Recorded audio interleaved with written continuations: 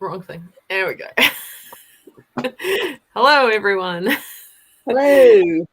I'm Jamie Sands, and I made really good burgers for dinner.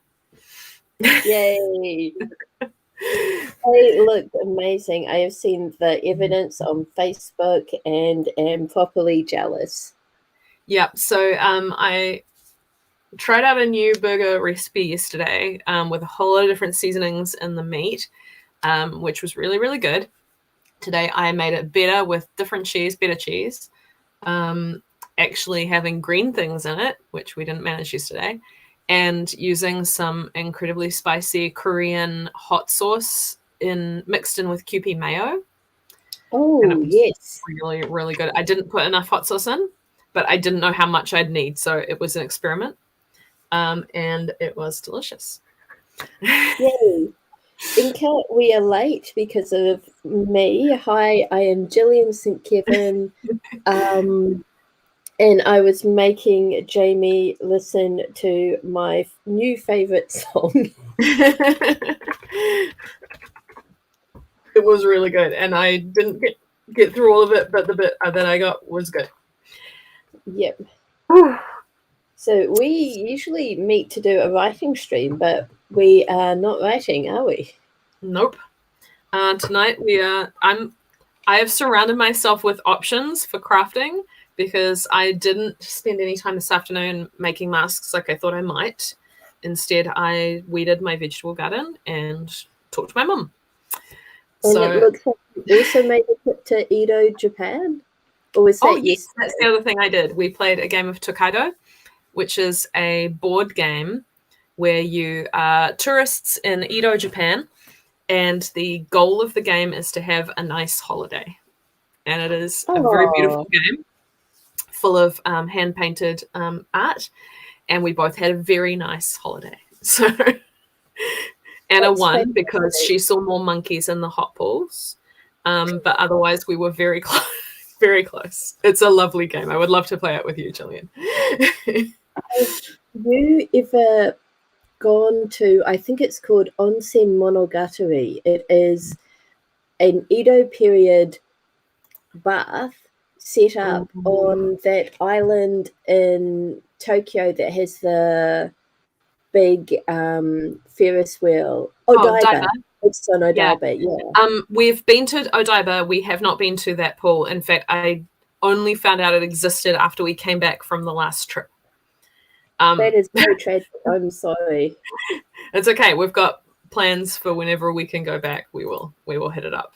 I'm really keen to go to the onsen. I can't remember the prefecture or the name of the place, but it's got a whole lot of onsen where you can view Mount Fuji from inside.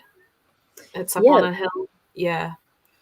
I mean, incredibly expensive, I think, but it looks like it'll be worth it. Yeah. I did not go to that exact one because I think there's a few. But I have stayed in that area and am partaken of onsens and thoroughly enjoyed myself. Such a lovely time. Yeah. So we've got Inca with us. We've got Kitty. It is great to have you both. Kitty, I was talking to Anne, who is my accountability partner this afternoon, and I said I shared that you'd shared that wonderful screen cap of Lou's cat talking to you. And she was like, oh, yeah, Kitty. I know Kitty. She's great. So we both marveled at what a small world it is. Yep, I think Kitty was saying that she met me through Lou, who is who's a co-writer with Anne. Yeah, because I turned up at an author takeover in Lou's group. That is so cool. Yeah. All right.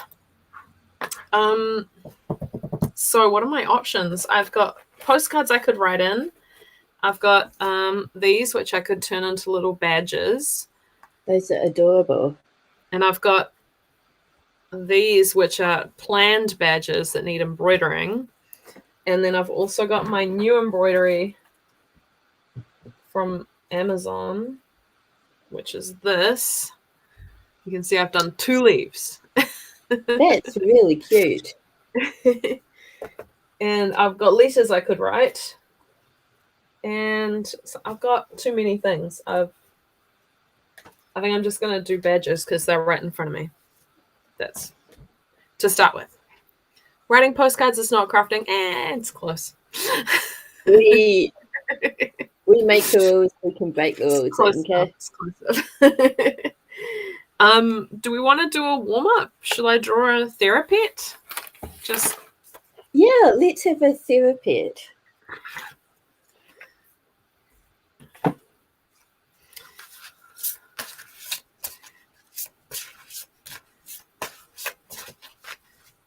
Oh, Inka, how did you get on with setting up your bullet journal? What stage are you at? oh yeah. Oops. Okay. This one jumped out at me. Great. Well, it's obviously the one we're choosing then. Oh, that's a bit real. It definitely chose me. So sometimes it feels like the horrible feeling will never end. It's important to hold on and wait it out because it never lasts. And then there's beautiful galaxy cat. Oh, beautiful galaxy cat. Yeah. Hold on and wait it out. That is a really good. Forever,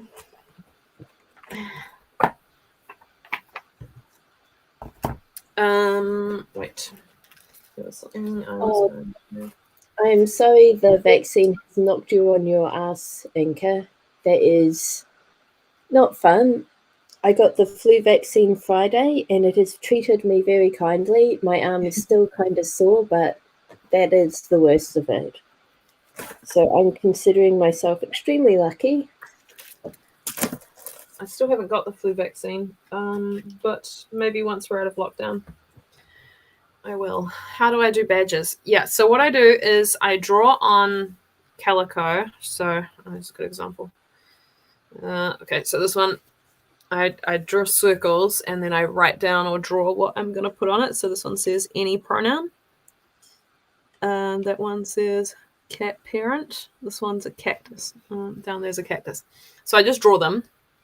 And then I chain stitch embroidery onto the different colors and stuff. And then I iron them onto felt so that they've got a backing. And then I cut them out and sew around the outside and attach a thingy on the back, a pin. Calico is, it's just basic woven cotton. This one's unbleached. Cheap. Okay. Should we do a timer? Let's do a timer. Yep. 5-minute warm up.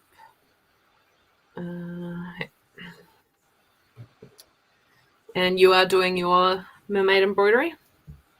Yep.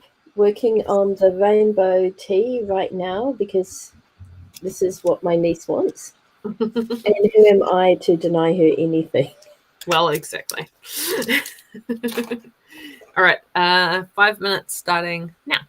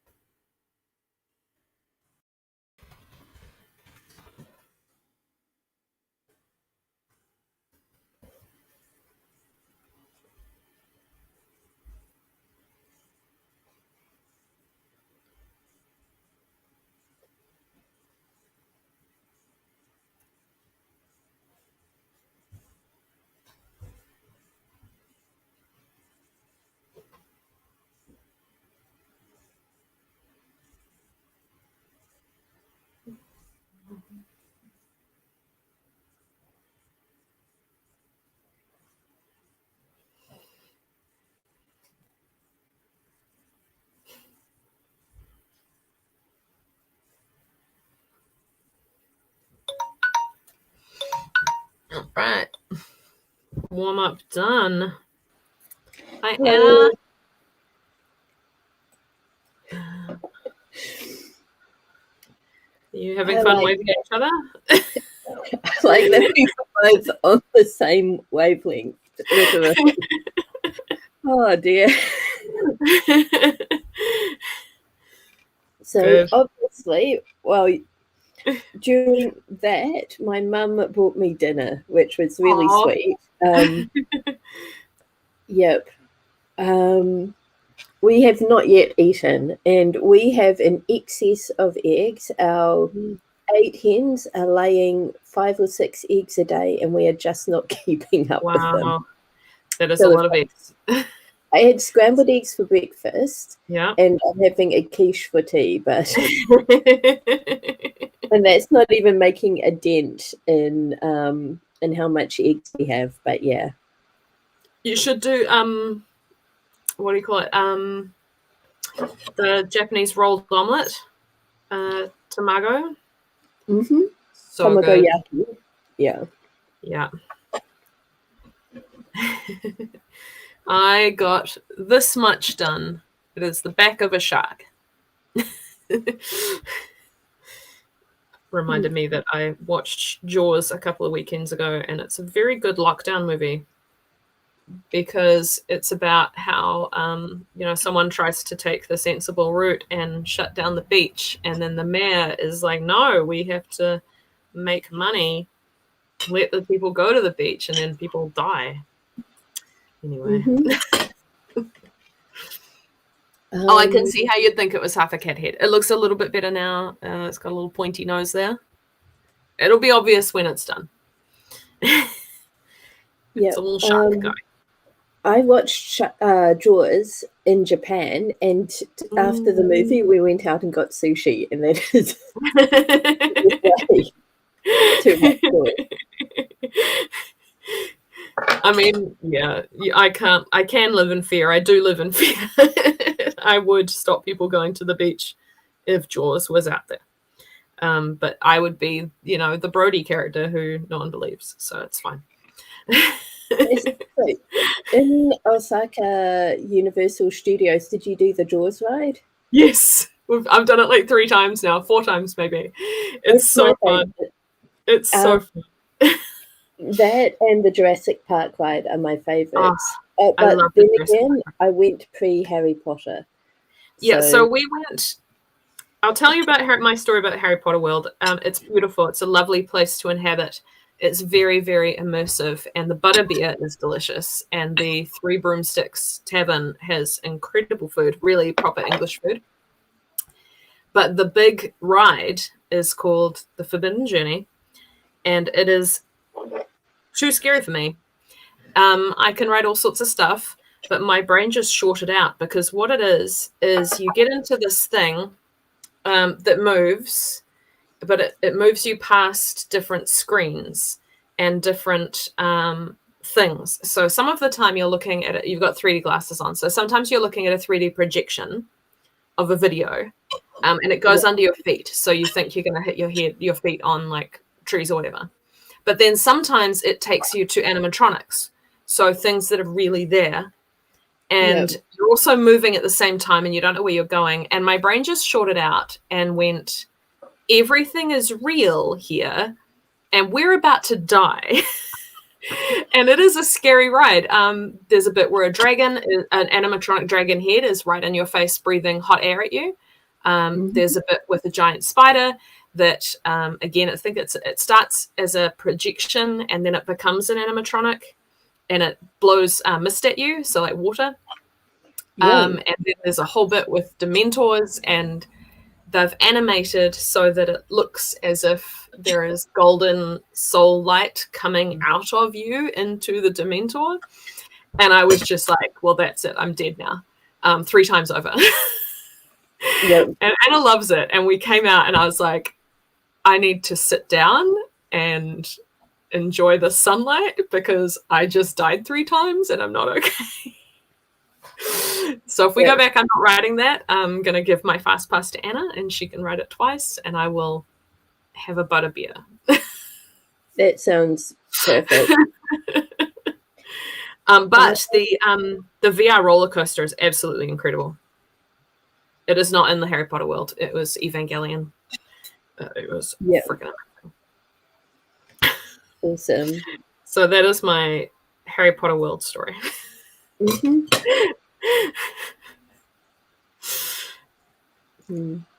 I do like the rides though, mostly. Yeah. They've added another dinosaur ride in the Jurassic Park area. Oh my gosh, I did not know that. It is too scary for me. So another one that's too scary for me because it's a roller coaster, but you're hanging below the track. Yeah. So you get into a harness and it's like you're lying flat and flying through the air. And it goes quite close to the ground, like in certain places. And I just went, no, I can't do it. So when I was 21, I think, I visited a friend in the States who lived in Florida. And the day before, I was completely healthy until I got on the plane. And as I buckled my seat to go to fly from Christchurch to Auckland, I coughed and I thought, uh-oh, I hope I'm not going to get sick because the family that I've been staying with had all had really nasty coughs. By the time I got to Auckland, I was coughing repeatedly. I picked up some...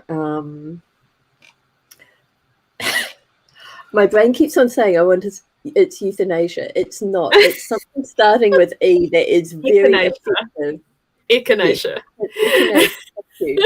I picked up some echinacea tablets that apparently all the flight attendants take because they are fast-acting and really good. Nice. And hope for the best. By the time I got to LA, I had lost my voice. And by the time I landed in Florida, I had not slept that entire time because I was coughing so much. So I spent the entire week on my friend's sofa because I was too afraid to go to the hospital in the States because I was uninsured. So expensive.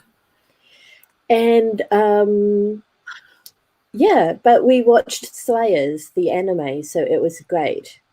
And we were both really big into a fandom. I'm not going to say because it's really embarrassing now. So we spent that week watching anime, talking fanfic, doing some writing, and then one day she was like, "You cannot spend your entire time in the States in my trailer." And so she dragged me to Busch Gardens, And the first ride, she was like, okay, have you ever been on a roller coaster before? Nope, you'll love it. And so we went on this wooden roller coaster, and it was awful. It was like rattling, going up and down, and it was just really awful. And my body hurt so much, and it was just not a fun experience because we're constantly getting jerked everywhere. So I'm like, okay, I don't like roller coasters. But I was too shy to tell my friend that. So she was like, how was that? And I was like, it was great. And she was like, fantastic, let's go on another coaster. And I was like, oh my gosh, is that a log flume ride? Let's go on that. Let's go on the log flume. So the rest of the day, she was spotting roller coasters she really wanted to ride. And I was desperately going like, oh my gosh, is that a hot dog stand? I've never had a hot dog.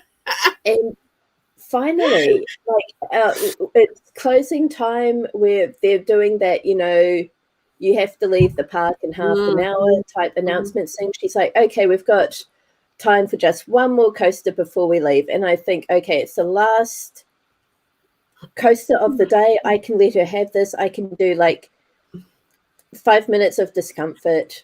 So we join the ride for this Egyptian themed coaster, and it is a harness one where you're kind of hanging in the air. Like you've got a seat, but there's nothing below you, but you're kind of strapped in. And it was amazing. It was so good. It was like we were saying, it was smooth. It was just incredible. It was so cool. And we got off, and we were like, we've got to do that again. And my friend was like, oh, we've got to leave now. Come on. And it turns out wooden roller coasters suck. Yeah, wooden roller coasters. All the others are amazing. Awesome. So, yeah. All right, should we jump into another sprint? Mm-hmm. So into a sprint, I should say, our first sprint. Yeah. So that Anna can get some words done and everyone else can focus on craft rather than us talking about theme parks. I'm going to finish my tea and then get back to my sewing. Oh, that looks great. All right, I've got 20 minutes going now.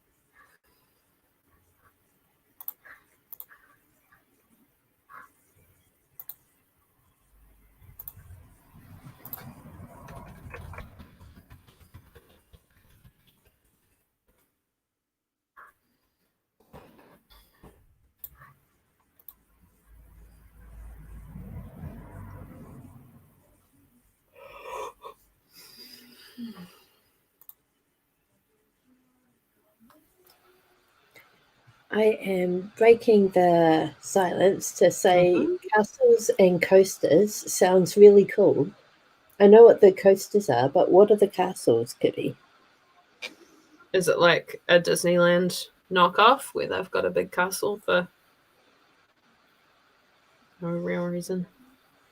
Did you ever go to Hello Kitty World, Jamie? No, we didn't. We had it marked for one of the days we were there, but we were just so tired. We took a rest day instead. Yep. Is this the Fukuoka one or the Tokyo one? Tokyo. Okay. Yeah, we didn't actually get to Fukuoka. I did a 2-week language course in Fukuoka one year and discovered that there was a Hello Kitty World nearby.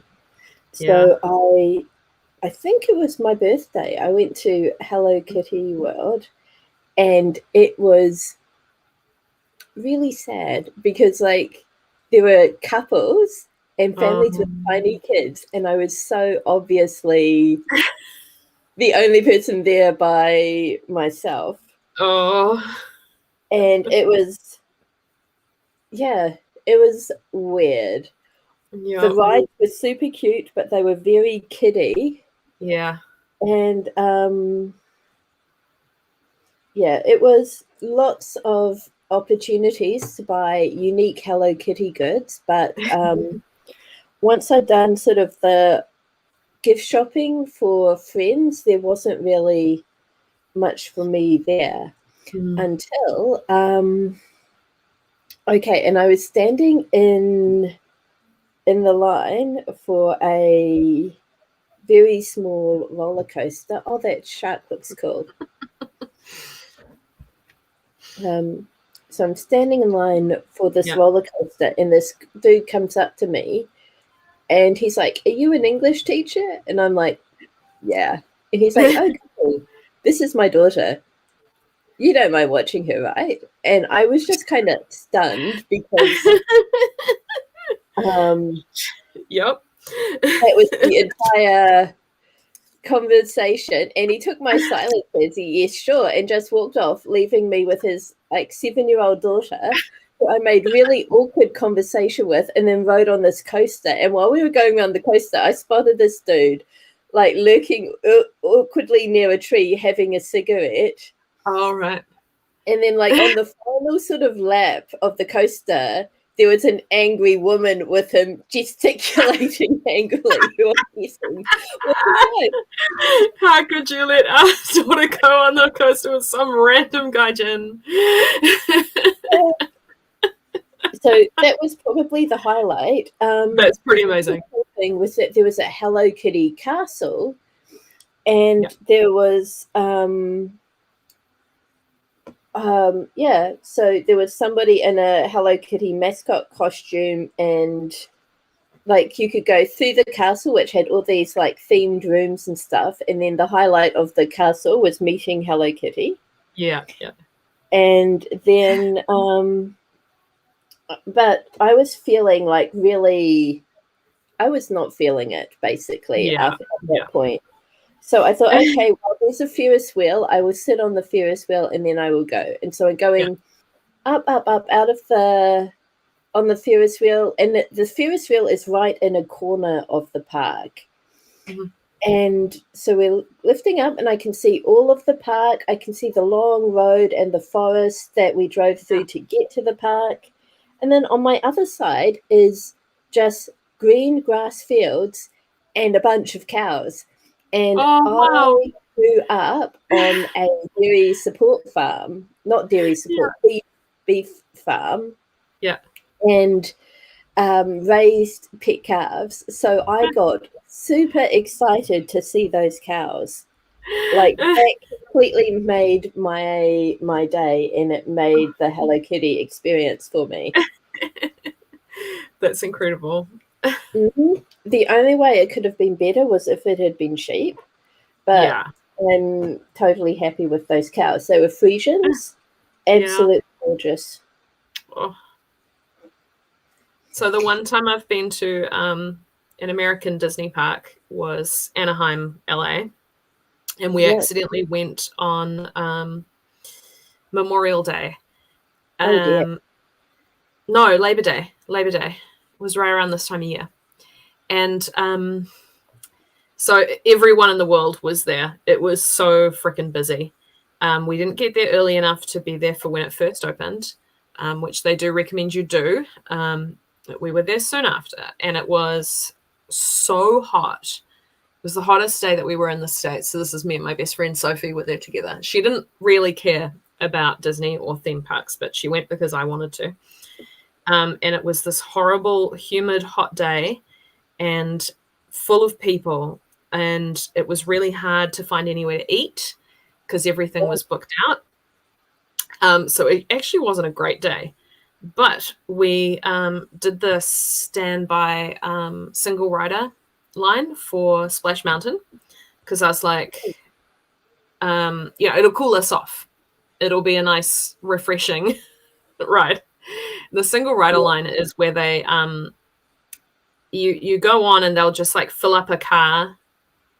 Like if a family of 3 goes in and there's 5 seats, they'll take 2 people from the single rider lane and fill up the car. It's not a car, it's a log flume. But so we waited for a while, and then I got put in with a family. So the mum was in the back, and I was in between the son and the daughter. And I think Auntie was right at the front. Yeah. And they were like, oh, wow, you're a stranger. And I was like, yeah, this is really exciting. I've never been on Splash Mountain before. And so the kids were telling me all the things that were about to happen. They're like, oh, it's about to get scary. Oh, we're about to go down a little dip. And I'm like, this is the best thing ever. They were so sweet. And I got the photo at the end. You get to find the right photo, and I'm just screaming my head off, and the girl behind me is screaming, and the boy is like leaning forward, like he's so excited to run. It was really lovely. It is fantastic. Yeah, and I sat down, and the mum was like, "Well, welcome to the family." It's like, oh, glad to be here. It is cool. So that was a highlight. It wasn't a completely terrible day, but we did end up leaving the park at about 2:30, and usually I would be staying at a Disney park until 10 p.m. So, yeah. Shows you how much it was not a good day. I think that shark is done now. What do you reckon? Oh my gosh, yeah, he looks great. There I go, pointlessly gendering things again. I get it. I did it today too. Oh, excuse me.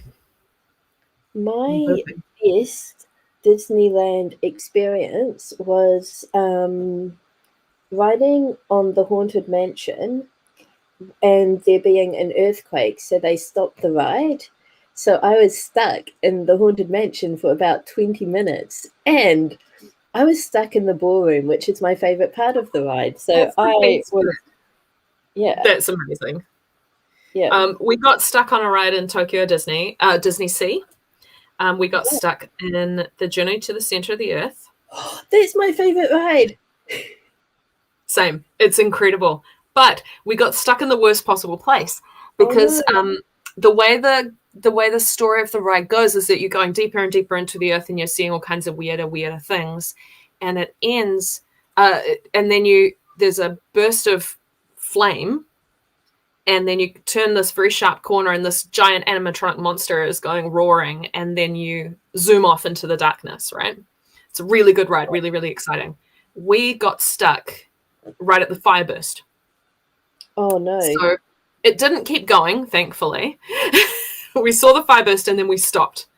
And we were like, And there was an announcement. They're like, why are you, please stay where you are. The ride will be finished in a second. I think it was actually they were just pausing to let someone on or off who was in a wheelchair.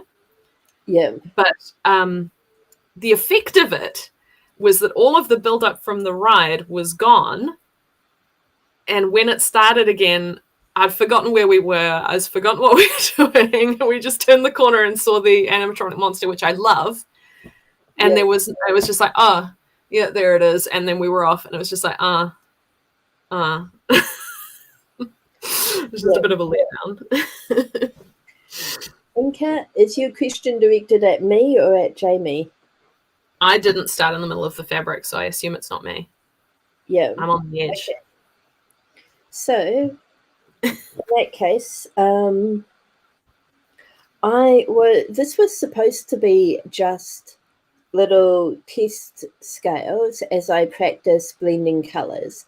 So I was just going to do some nice mermaid scales over on this side, and then over here do some chain stitch and leaf stitch and just practicing all the various stitches.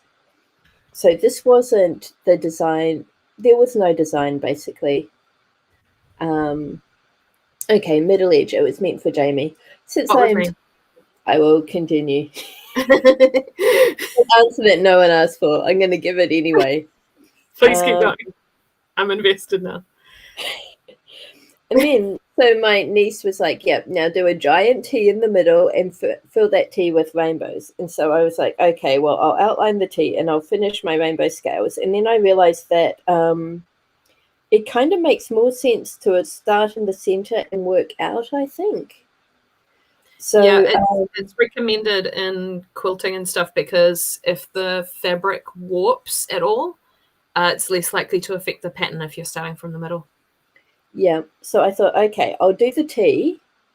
And unfortunately, I kind of have to start at the top and work down with the T because I don't know how long these color rows are going to be otherwise. Yeah. So, yeah. As Inka says, you have a hoop. You have to be in the middle. So I am trying to be in the middle now. I will redirect the question to its intended destination. Jamie. Yeah, I've really got no good reason for this. It's what happened was last year during lockdown, some kind of meeting or something I was in, I took this fabric and I drew a whole lot of circles. I don't know how much you can see. A whole lot of circles all over it and eventually draw patterns in. And I only drew patterns on the ones in the middle. So naughty Jamie. Yeah, fair enough. So I'm just doing the ones that I've already drawn on, and they happened to be in the middle. So you'll be very pleased with me. I lived up to my bossy teacher reputation this morning, and we did 4 sprints pretty much. So I'm doing one now that says I'm Banksy. And then, yeah, it's hard to see them. It's just pencil. You can kind of see the thing there. It says I'm in retrograde. Yeah. They'll be obvious when I've sewn them. Yeah. So if anyone's got any cool ideas for patterns or designs that I could be putting on badges, I've got some empty circles there. Oh, it's an acceptable answer. Good.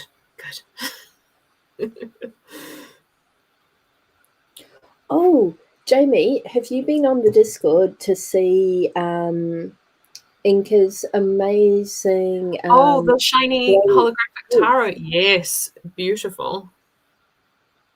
Really beautiful. Yeah, I think it's just showing up as like dirt. It's fair. It's just pencils. I don't want to do it too dark because I'm sewing over it and I don't want there to be pencil afterwards. The cool thing about these badges is that they can go through the wash. And in fact, I have put them through the wash before. I've been selling them for a few years at various book fairs and things. And when I went to Ages of Pages, which is the one that Joanna runs in Hamilton, one of the volunteers there had come up to Books from Our Backyard and was wearing one of the badges that I'd made on their lanyard, which was really exciting. That is super cool. Oh, I think I have... I actually can show you some finished ones. Not that one.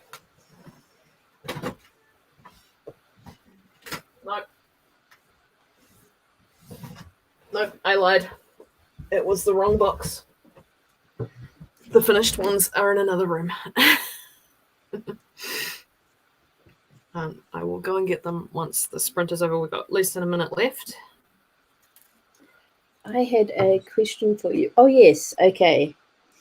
Is books from the backyard applications for tables closed? Nope, they're still open. We've got Awesome. a few tables left, and we would love to have you. Cool. Now that I'm home, lockdown and everything, everyone's being cautious. Yeah, I can weigh my books now and figure out logistics.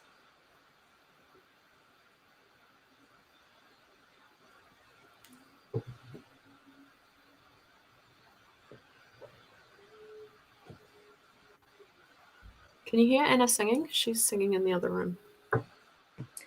I'm really glad that's Anna. I heard like a slight noise and thought, did I just sing aloud? Because I have got a Dave Dobbin song in my head. Right now it's Adele. Yeah. But before it was a Pamplemousse song called Bust Your Kneecaps. All right. So in that sprint, I finished off this little shark. And I did I'm. Cool. I have continued the green stripe. Oh, yeah. Oh, that's good. That's good progress. Anna singing. What Dave Dobbin. Whatever the thought I was, it's gone. Yeah, Anna is she's not a professional singer, but she sings in a barbershop chorus. She is a lead, and she has a very, very good belt. So you might hear her over the course of the night. Oh, Vamps Tooth with a bite. Yes. What? We can just slightly hear you a little bit. It's okay. It's nice. It's ambience. She's apologizing. Okay. So I know there is an Adele song that makes you cry. Yes. Is it Hello? No. It is one of her lesser known ones. Okay. It is hold on, I'll find the name of it.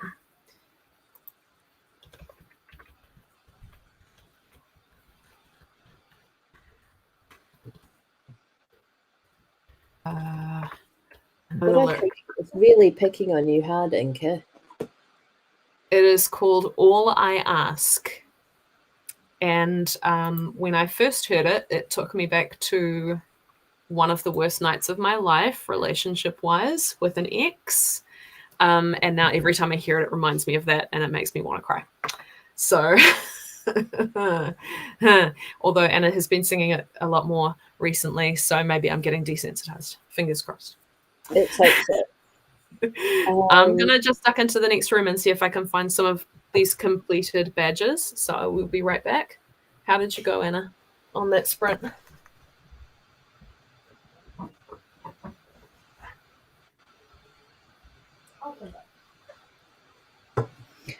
What was I going to say? Oh, yeah. So there is an amazing metal cover of Adele's Hello by a guy called Leo something, and it is amazing. 239 words. It looks like a sad emoji. 239 words on a Sunday night is pretty good, Anna. Especially with me and Jamie being unhelpful and chatty. Yeah, I think we probably spent more of that chat. See, more of that spent chatting than actually being quiet and productive and creating. Well, I was sewing as we talked. But I'm glad that you are getting closer to the end of the Curse novella. Okay, here's one. This is an Ankylosaurus, which is one of my favorite kinds of dinosaur. So you can see I've stitched around the edge, and there's a little pin on the back. What's one that's going to show it better? Oh, here's Godzilla. Yay.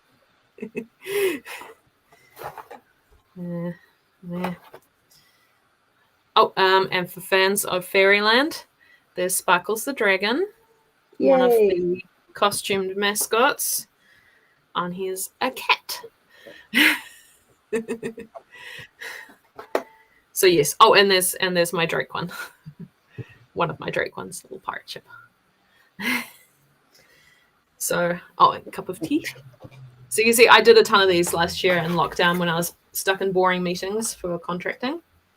This one probably needs to go to Anna Klein. It's a little Cthulhu head. Oh, beautiful. So yes, there's another pirate ship. So I take these to the book fairs that I sell at, and sometimes people buy them and sometimes people don't. I'm hoping that people will buy them at Armageddon, because it's the kind of thing I would pick up at Armageddon anyway. Yeah. And there's some witchy fiction one. These are all very cool. See, they're good fun. Mm-hmm. And they're a really good way for me to just focus while in a meeting that is very boring. Yeah. Right. So how did Anna go? 230 something words. Oh, fantastic. Which she is not happy about, but Anna wrote 2,000 words yesterday. So yeah, I think it is fair to feel a little bit drained, especially because it's the end of the week, and it has been a very tumultuous week. It has. And on top of that, Anna has been sick. Right. Inga says the nicest things. She would get one of your patches just because her favourite author made it. I should have sent you one. Oh well. Next time. Right. Shall we do another... What? I'm sorry. I want it to be free. I had physically stopped myself from singing. You guys do not want that because I'm really fat. Yeah. Yeah, I'm really flat and I have no shame. So I'm going to mute myself as a precaution. I will start another. Yeah, that's a good call. I'll start another 20 minutes here. Here now.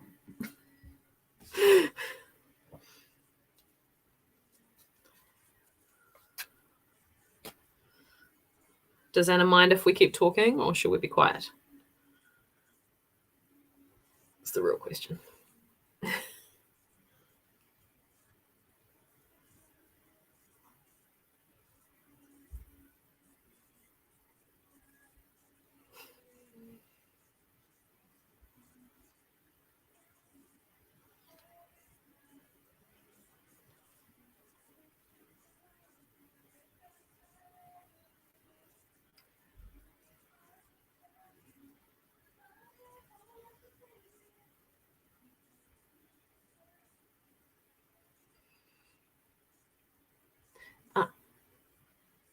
Anna says we're all good to keep chatting because she's going to turn the volume down to a quiet murmur. But Gillian will have to unmute.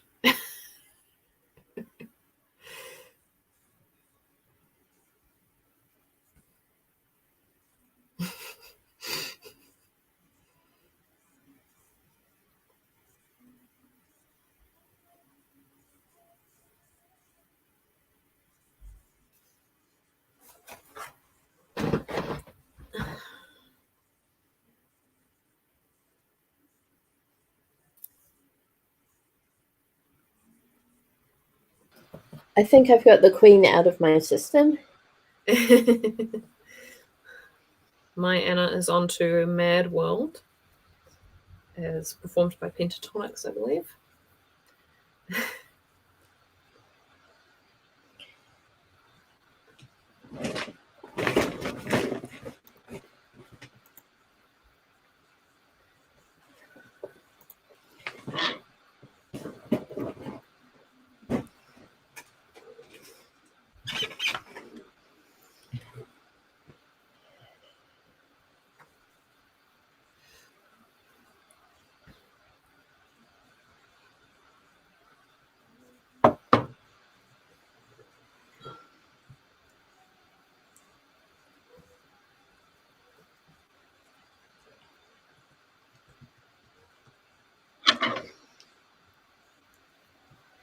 When I was 10, I was at the British International School in Jakarta. Mhm. And one of my teachers, I've got no idea who it was, decided that our entire year group was we had this school concert coming up, and so my entire year group learned Bohemian Rhapsody, and that was our song that we performed at the school concert. That is pretty cool. Yeah. My sister's class did Follow the Yellow Brick Road, so we definitely got the better option. I remember singing Queen in primary school, but it was The Show Must Go On, of all things. And at the time, I thought it was kind of strange that we were singing that because it seemed kind of sad. And as an adult, I can't think of much worse than being in a room with like 100 kids under 10 trying to sing The Show Must Go On by Queen. It can't have been a good sound. It can't have been.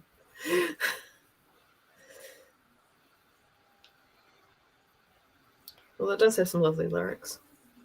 Mm-hmm.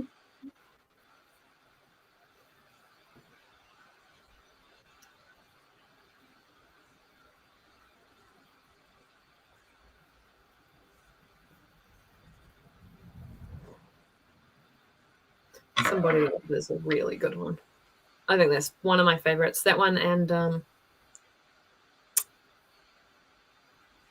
what's it?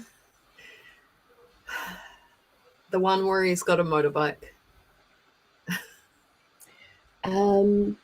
Bicycle Race. I want to. No, motorbike. It's one of the really fast ones. Hold on. Let me Google randomly. Yeah. Oh! I know. Don't Stop Me Now.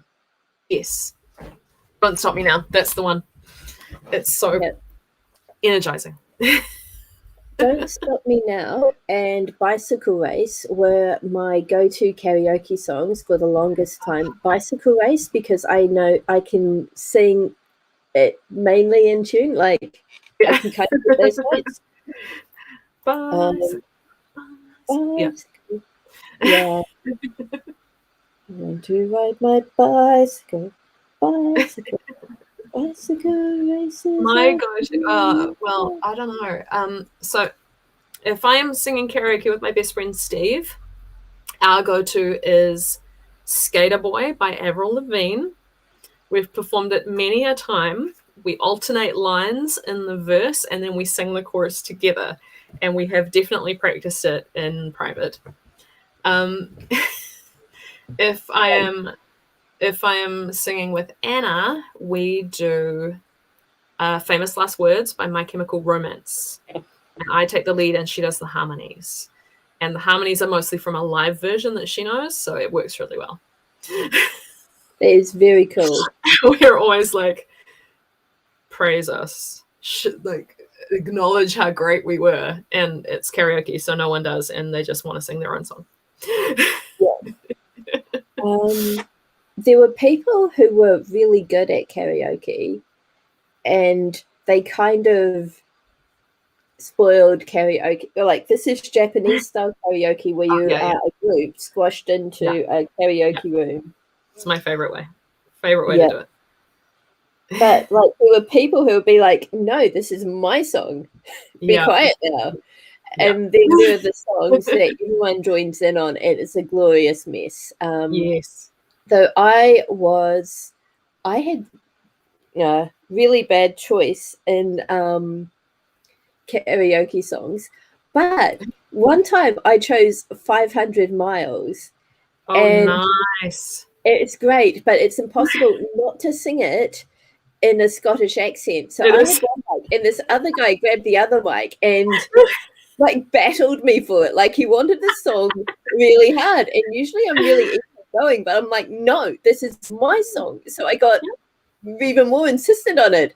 And then 5 songs later, 500 Miles came on again, and he was like, "Oh my god, was this your song?" And I was like, "Yeah." And he was like, "I'm sorry." So you we thought got, he queued it up. Oh, oh no. oh, and there was like this unspoken rule of karaoke, which is like you do not put in a second song until your song has come up and played. And Yeah. oh,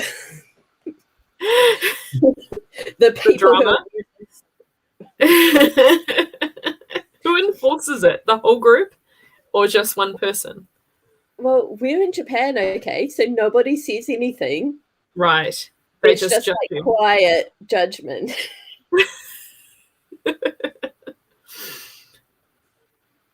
So if I'm singing on my own, I like to do it's a Paramore song. What is it? So my problem is that most of the stuff I listen to is too like weird and indie to be in karaoke. Yeah. So I'm kind of That's What You Get by Paramore. It's very boppy. But it's got a couple of belts in there. It's good fun. Yeah. There's like a couple of Japanese songs to impress our co-workers, mainly taken from like animes and stuff. Yes.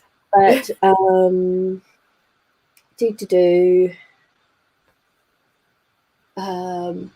yeah, my other big sort of karaoke regular fallback song was actually Tom Jones, Burning Down the House.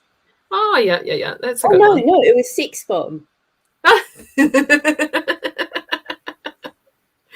I can see that for you. I can see it. It's great. It's such a fun song. I have not heard the live version of Love of My Life from Rio Festival. I have not. You have to send me the link and I can share it in the chat.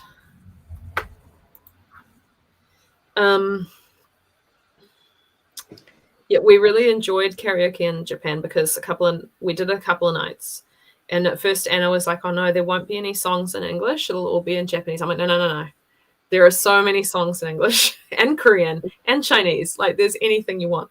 And they had this incredible range of My Chemical Romance songs that you would never get in New Zealand ever at karaoke. So they have Don't Dream It's Over is on most karaoke machines, and they have one big runner song, but it's like From Here to There to Everywhere. Oh yeah. They don't have Sway. Sway or Drive is the two I would expect. Yeah. So it's Here to There Hit Me to With Your Everywhere. Best Shot is a really good. Yeah, that's a great one. Another really good one is Holding Out for a Hero. Oh yeah, that would be great. Or there's one Working more. 9 to 5. It's always popular. I also love doing Elton John. It's like I'm Still Standing is a really good one. Yeah. It's not Monday, Inca. It is 8 p.m. on Sunday night here. And then it will be Monday tomorrow. We're going to take Mochi back to the vet tomorrow morning. How does Mochi feel about going to the vet? She really hates cars. She really hates being in the car and she will cry the entire time. She doesn't mind her carry cage and she doesn't mind the vet. Like the actual vets always say that she's really lovely and that she doesn't misbehave or anything, but it's the driving. Yeah. Yep.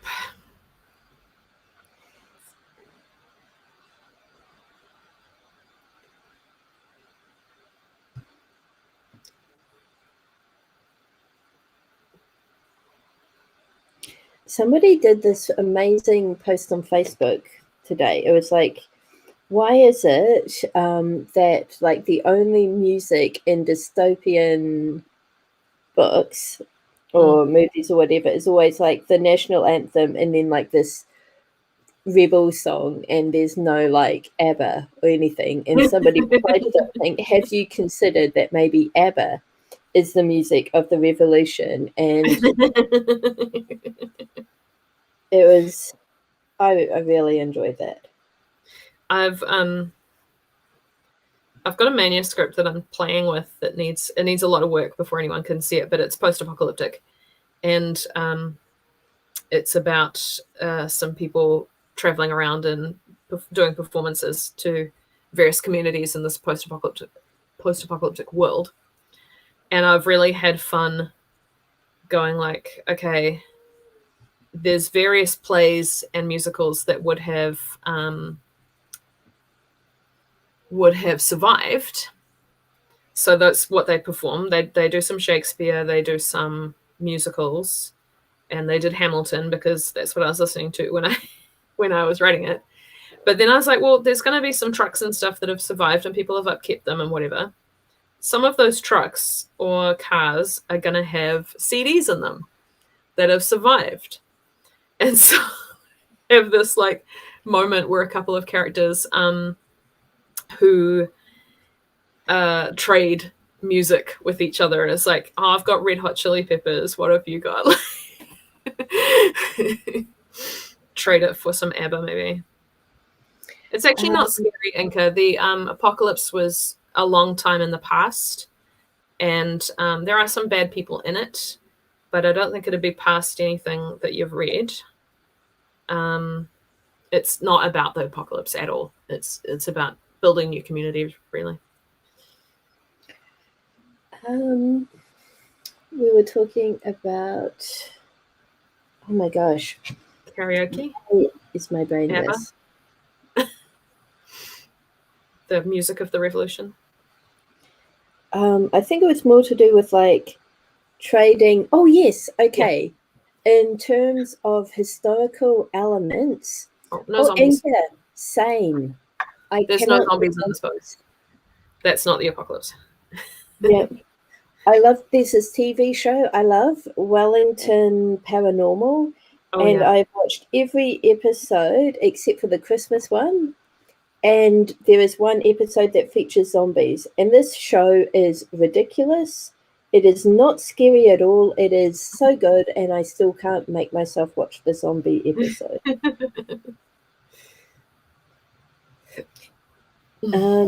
But on the historical artifacts front, they think they've found one of Elizabeth I's dresses, the one that she's wearing in the rainbow portrait. And fantastic. So there's this embroidered cloth, it's silver cloth, and the embroidery was worked directly onto the silver threaded cloth. Yeah. Which, one, it's super valuable. Two, it shows that whoever embroidered it was a master embroiderer, because most embroidery of the period was done and then stitched onto the fabric. And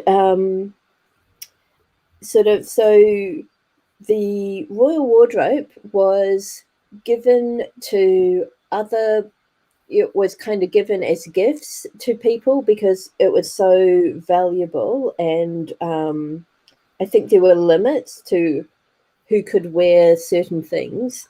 Yeah. So they think what happened was that the dress was gifted to one of Elizabeth's ladies in waiting, and who lived in this town.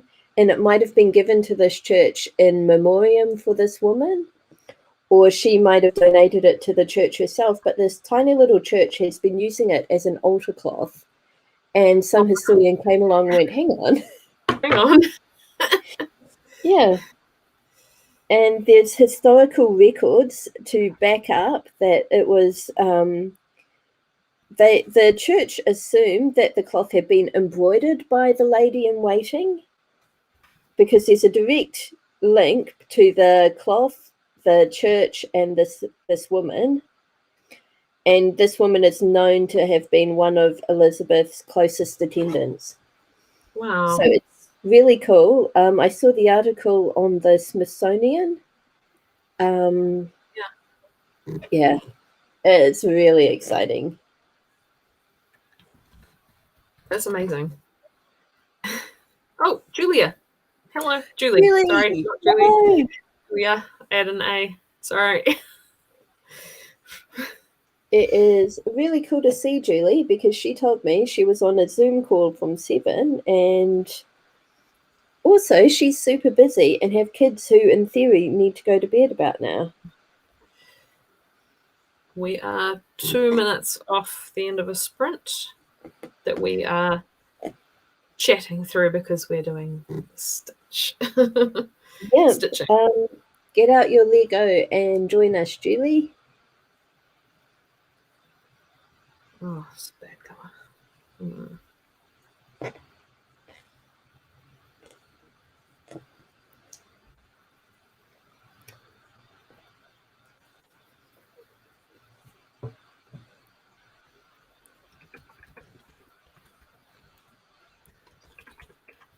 So in I was about to say, in exciting news, Julie has finished her assessment, but that happened this morning. So, yeah, that is not exciting. Well, it's still exciting, but it's no longer news. Yeah.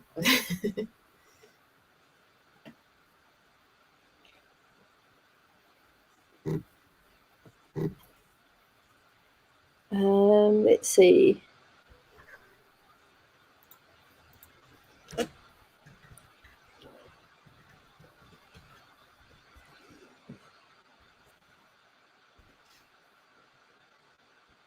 Oh, nice work. She finished her Lego set as well.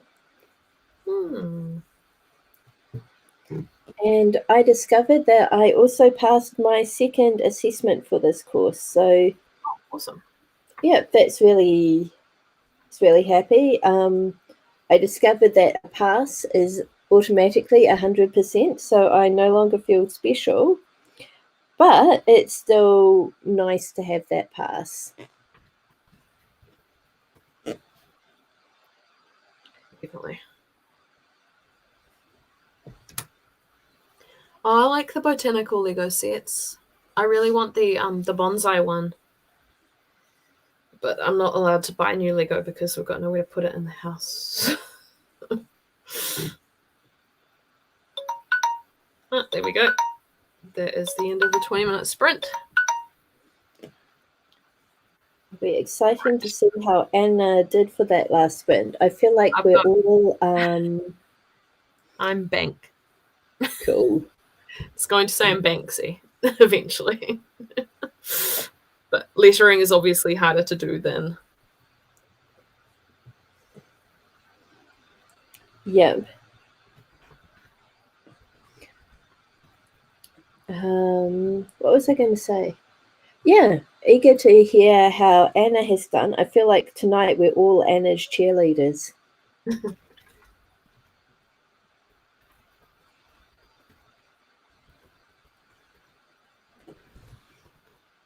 Yep.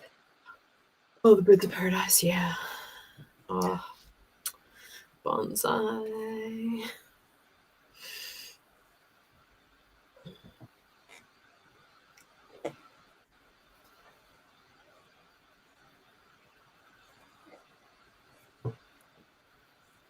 Nothing from Anna yet.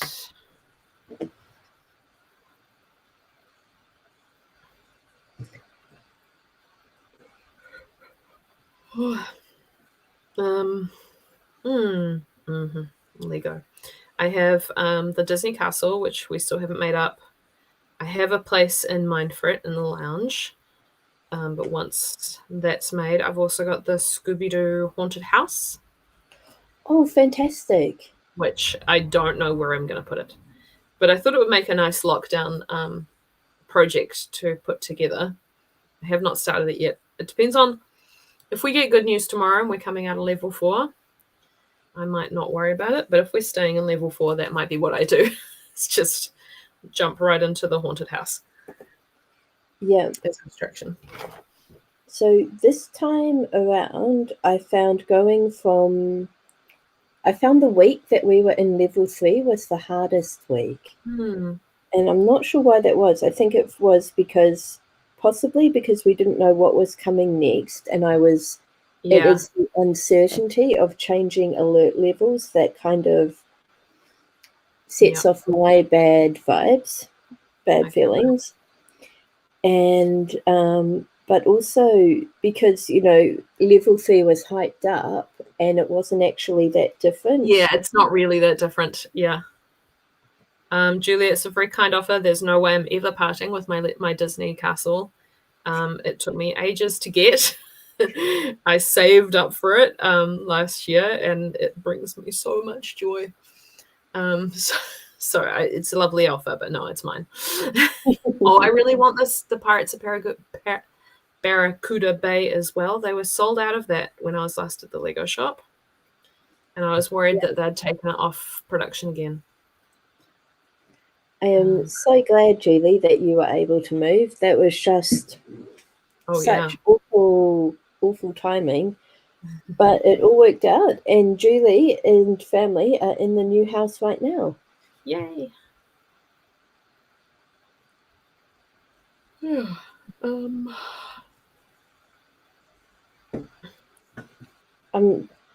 Julie's new house is all the way across Christchurch, though, so it's not quite so easy for us to hang out as it was. Oh, yeah. But we have live streams, we have various writing groups, and Julie's just figured out that you have access to the Lego store. I could. It is, well, not right now. But yeah, in time, yes. It's a lovely place. Actually, there's a new one out that's a Winnie the Pooh. Oh, we want to know how you did in the last sprint, Anna. We've realised that we're basically all your cheerleaders and we're just waiting for updates. Yeah, it's a new one. It's a Winnie the Pooh treehouse, and it's got all the characters, the Winnie the Pooh characters, and it's a really cute little tree. And I actually really want that too. I'm trying to convince Anna that we're going to have a Disney castle. One. Is that the same one, Julie?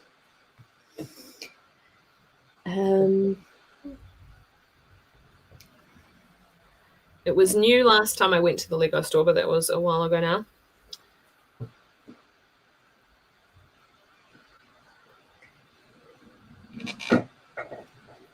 $353 words. Very cool. Fantastic.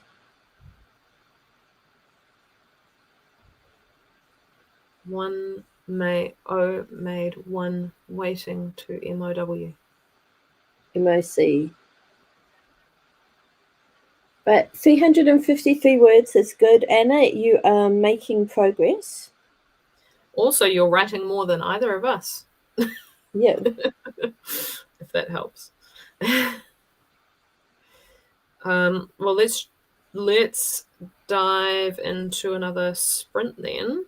We're at 20 past 8, so we can probably just do one more, and then Gillian will turn into a pumpkin. Yep. All right. 20 minutes starting now. Yeah, I hear you about those Mickey and Minnies. I don't love them. That kind of tall sculpture, so I probably won't bother. I do quite want the Disneyland train set though. But it's the same amount as the entire Disney castle, and it's so much money. maybe. If I get this contracting job that I might maybe be getting, I can justify getting some more Lego. Just find a place in the house to set it up.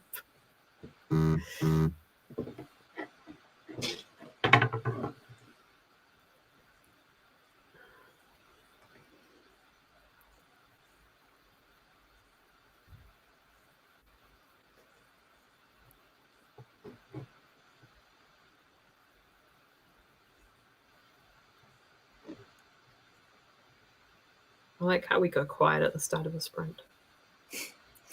Yeah.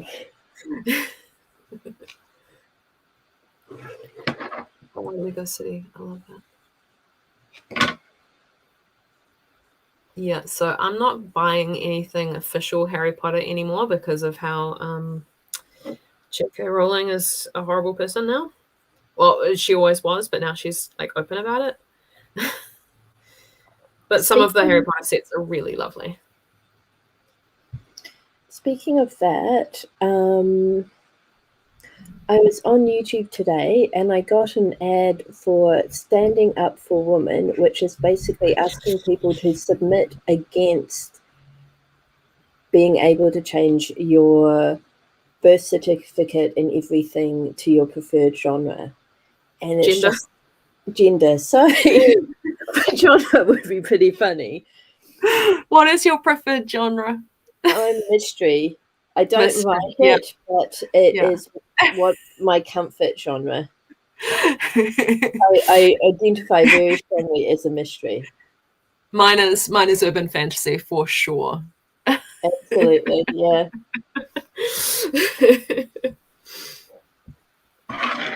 I'm sorry you had to see that ad. That's horrible. Did you report it? I would have. I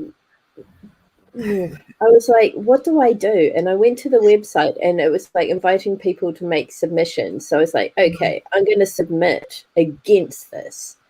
Yeah. So I'm just trying to gather my thoughts. I'm letting it kind of sit so I can properly think about what I want to say. But I'm also really upset because I realized that that my MP for the area where I live is a national MP called Matt Ducey, and he's super popular here, and he's the advocate for mental health, and which is something I care a lot about. Yeah. But he is. I emailed him directly to say, "Hey, I'm concerned about conversion therapy. I would like to. I just want to express it. I'm one of your constituents. This has real implications, and I am." And he was like, "Oh, yeah, respect your rights, but religious freedom also important." And I'm like, what? It was like really dismissive, and yeah, it just gave me a really bad feeling. Yeah, that's fair. And yeah. And so the National Party is our right-wing party, our main right-wing party. And they all voted against passing the bill that bans conversion therapy that we're trying to get through at the moment. So I'm very not happy with any of them right now. Yeah. It passed. Every other single party voted to pass the bill and ban conversion therapy, including a party that is more right-wing than National. So, yeah. Not very fun. No. But hopefully it'll still go through.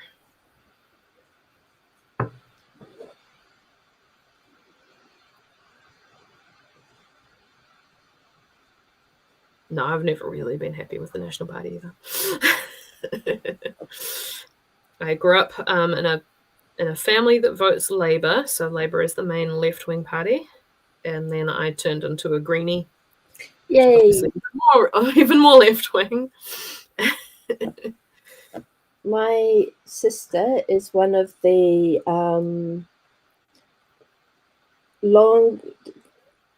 people who have been a member of the Green Party for the longest amount of time. Oh, wow. And it's not because she's old, it's because she joined when she was 15. Oh, cute. She is amazing. But she's also, she did a master's in political science, and then she worked as not Rob Donald, Keith Locke, I think. Is he a Green MP? I think so. She was his secretary for a while, parliamentary secretary or something for a while. So she's got a lot of so she knows pretty much everyone in the Green Party really well, to the point that 1 year before he was co-leader, she met James Shaw while she was a student in London, and he was running the Greens in London, whatever that's called, I forget. So they got to be friends there, and then he's in Christchurch for like some kind of event, and he's like, "Hey, Louisa's sister, can I sleep on your sofa?" And I was like, "Sure." And then she was like, "Oh, hang on, my sister's coming back from Japan that weekend, and she's sleeping on my sofa. Sorry, James." And so I kick James Shaw off a sofa. That's awesome. Yeah. We've also got beautiful photos of my sister she was like introducing speakers at the Green Party conference last year with my nephew strapped to her. Oh. And Mama Davidson has also cuddled my nephew. Oh. It's super cute. It's very cute. So obviously I'm not at all biased, unbiased here. But I think we're really lucky in New Zealand that I did the last election. There's a survey you could do that kind of questions you about the main issues and then shows you where you are positioned. Yeah. Compared to the major parties. And our parties, for all they tell you they're different. Yeah. We've actually got a fair amount in common. So it's kind of like we are nowhere near, we don't have the extremes that other countries do. Yeah. Yeah. And like there was a couple of parties that kind of tried to come in at the last minute with like conspiracy theories and stuff, but they didn't get anywhere near enough votes to get any kind of power in Parliament, which is fantastic because we don't want any of that crap. Thank you very much.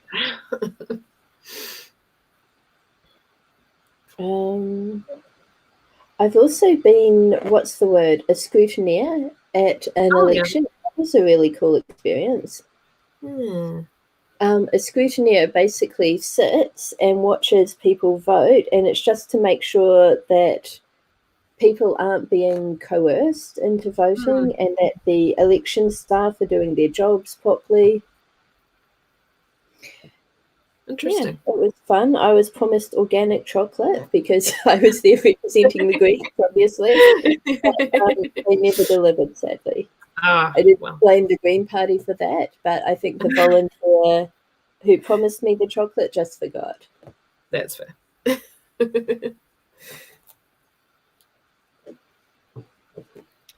you go, Inca. Here are the vampire teeth. Oops, which way am I going? There we go. Should I put blood on them? Great. Possibly they ate the chocolate, you're right. That is very possible. It was a really stressful election, if I remember correctly.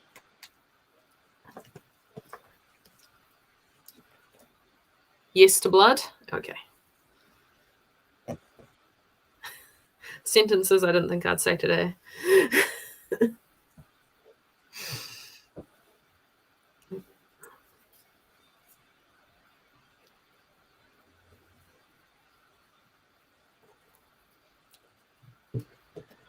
Whew.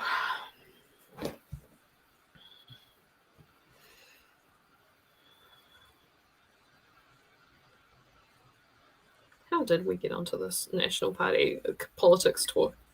It was me seeing a Facebook, YouTube ad, going down a random spiral about Matt Ducey.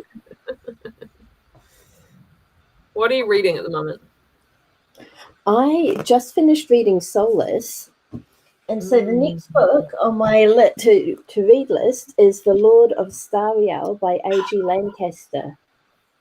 A friend. Yeah. I have that on my shelf waiting for me to get around to it. Maybe I should read it at the same time. Oh, that would be so much fun. I should do that. And I've got to finish my Southern Vampire Book Club first.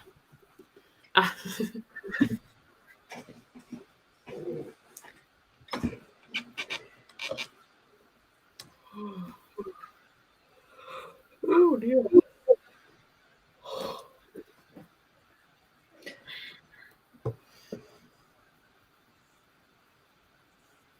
What is everyone else reading? I feel like I've already talked about the Southern Book Club's Guide to Hunting Vampires, so I'm also reading BTS fanfic, which some of it's really good. Awesome. Inka has sent you a picture as an answer. I have nothing yet. Oh, there it is. Actually, I'm telling a lie. I am reading something. I'll just have to find it. Okay, Inka is reading a series by DJ Jameson. The first one's called Swiped by My Dad's Best Friend. The second one is Matched by My Rival, and the third is Tapped by My Roommate. Those sound hilarious. Oh my gosh, Kitty, the Wolf Wore Plaid? Okay. I have a book. Do I yet? Oh no. It's really annoying. It's the third book in my series, and I cannot keep a copy of it because people keep buying it. I'm hoping desperately I've got a copy of it in this wardrobe. Julie can't remember what it's called and is running to room for it.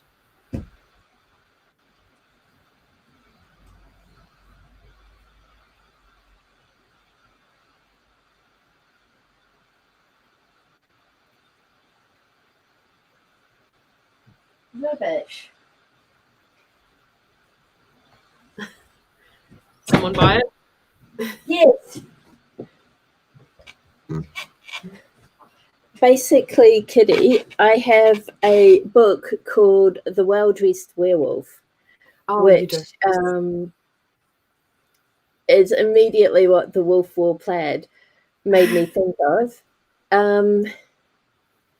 Would Julian wear plaid? It depends. Julian is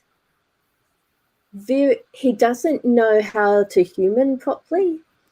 So he tries to make up for his deficits by always dressing properly. And he can take this to extremes. So if he was visiting Scotland, he might feel compelled to wear plaid. Yeah. Julia's reading Lacuna by N.R. Walker. Terry Spears. Interesting. Interestingly, Soulless, which I've just finished, also has a Scottish werewolf. Something in the air? A werewolf in the air?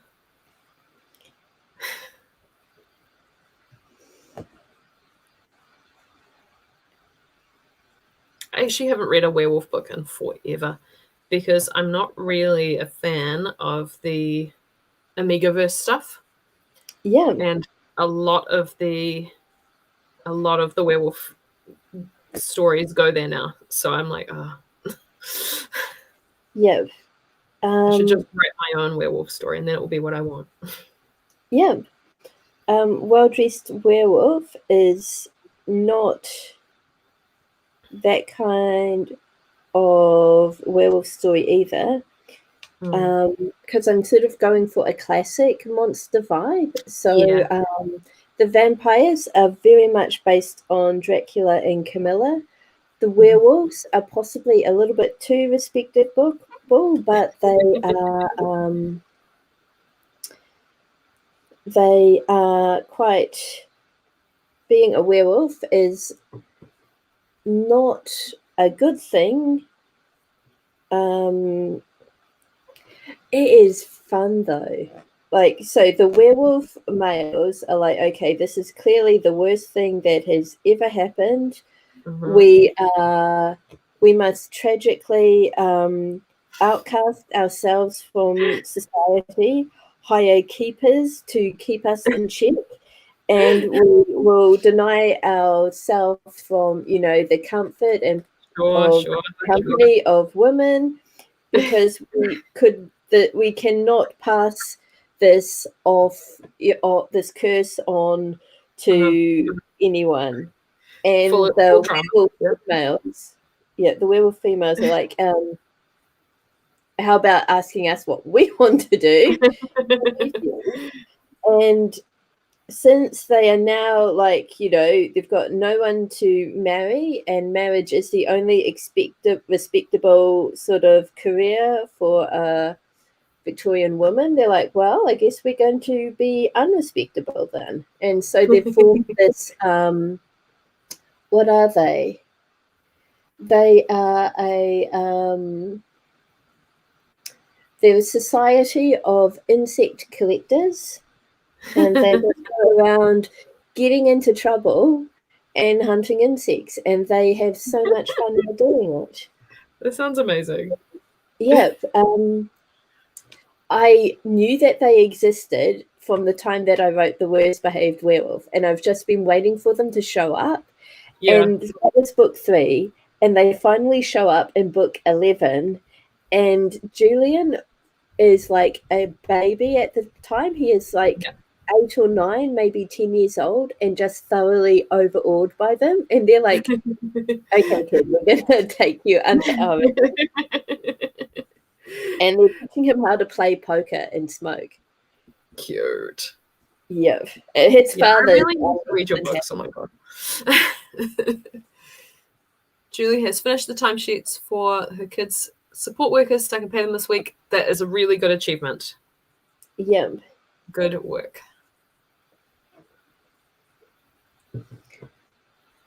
I feel like I need to take a week off everything and just read. Yes. Yes. The problem with that is that I get antsy if I sit still reading too long, and then I want to get up and do stuff.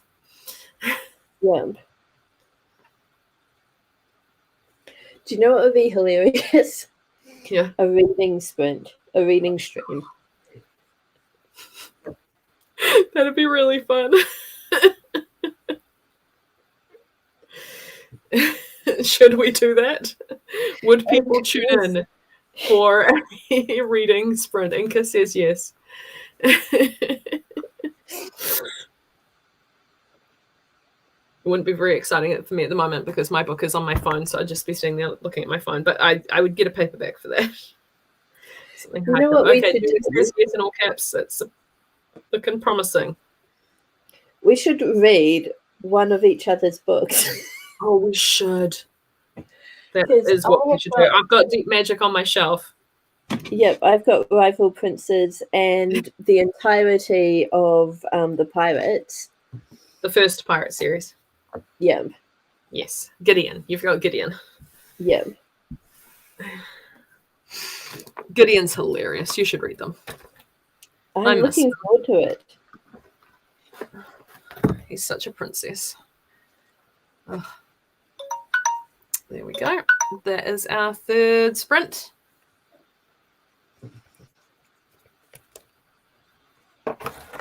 Oh, Julie, I was talking to Anne, and she was really excited about the possibility of you alpha reading for her. So that is really cool.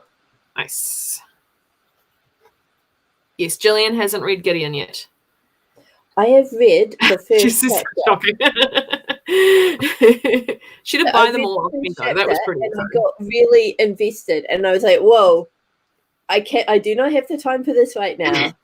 So I made myself put them down. And I believe it was Inka that told me off for those books keeping her up all night. Well, I definitely have had someone telling me off for saying it was too exciting and they had to keep reading and couldn't sleep. Yeah. Because there's make time, it's important. I agree. There is a cat shifter in there, eventually. No vampires in that series. There is a vampire in the second series. Anna, 483 words. That Yes. is brilliant. Oh, it was Kitty. Kitty that I kept up all night. But it might have been Inca as well. It's very possible. Yay, Anna, good work. How far through are you now? How much more to go, do you think? So I think there were only a couple of scenes left, right?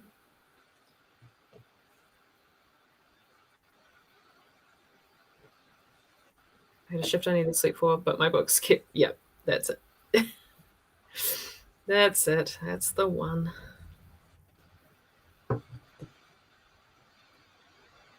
And then Inca, I think, later on threatened to put a review on one of my books being like, warning, this, if you read this, you won't sleep. Which is lovely. It's a really nice thing to hear because, you know, you put these things out into the world and you hope that people actually like it. Yeah. And as scenes are growing, oh well. But hey, you're getting stuff done on it, and that is the important thing. It's only like 4 books. That's 2 days. That's the problem.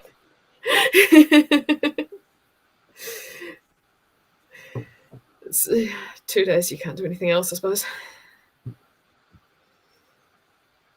Okay. In that case, after I'm done with my ebook that I'm reading, I will pick up Deep Magic and we can have a reading sprint. Yes. Oh, that's going to be so much fun. There's a little bit more blood to do, but here you go, Inca.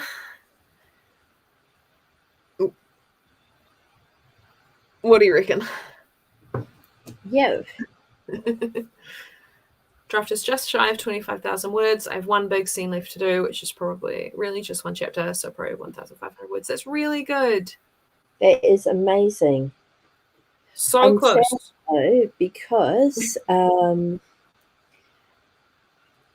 is going to probably finish during the week, if not like tomorrow, which we won't get to celebrate with her. That's true. Congratulations in advance, Anna. I reckon I can do an evening sprint on Wednesday again. Tuesday is game night at the moment. I'm playing a wizard. And tomorrow I'm probably going to be tired after taking Watch to the vet, but we can do Wednesday night again. Oh, wow. Julie's assignment that she submitted this morning is marked, as is the one she submitted during the week, and both passed. Yay. Congrats. That must feel great. So good. Mm-hmm. Inca says nice in all caps. Anna says this is cool. Yay. Good. There we go. There it is with blood on both sides. Yay. It's interesting making these and then seeing like who picks them up and who actually buy them. I did one last year because I was trying to work out cool things and I love sea animals. So I did a stingray, but I did a stingray from below. And you know how they have those funny little faces and they just look real derpy? Yeah. So I did this stingray in pale purple with this really derpy grin on its face. And it just made me laugh the entire time I was stitching it. And then I sold it at Bookstore from our backyard to Anna Kirtland, who is another witchy fiction author who was sitting next to me, because she saw it and she was just like, oh my God, I love him. I'm having him. I'm like, oh, thank God. I really hoped someone would love him as much as I did. Yeah. Okay. Wednesday works. Cool. And Anna's looking forward to Wednesday. Hopefully we'll be editing. Yes. Fingers crossed. Just know that whenever you finish this manuscript, we will all be cheering for you. Yeah. Wednesday, I will be back in Christchurch and I may be reading bedtime stories, but if that's the case, I'll just hop on Just hop when on I late. can. Sounds good. All right. Well, that was a very productive time for me. I got these 3 done. I finished my green stripe and started Oh, wow. the blue. Yeah. Nice. I hope it was fun to watch and craft along. I have started yawning, and Gillian's devices are all about to shut off. Yeah. Oh my gosh, yes. Okay. We're definitely better wrap this up, but Yep. it was so nice of everyone to join us. Yeah, And, this was great fun. We've listened to you. It is good to know that you have been resting, and that is why we haven't seen you. I hope that you kind of get over the vaccine quickly. Yeah, for sure. And we should do one of these again. Absolutely. It was really fun. We are almost due for another writer's chat stream. Oh, yeah.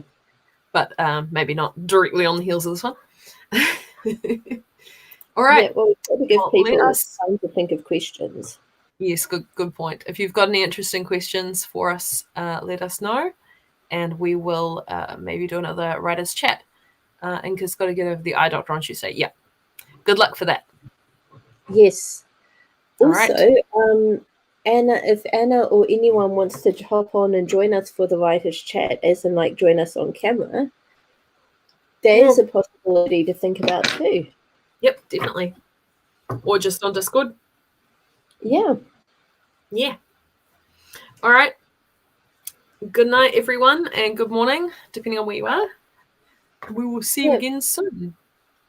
Bye. Bye.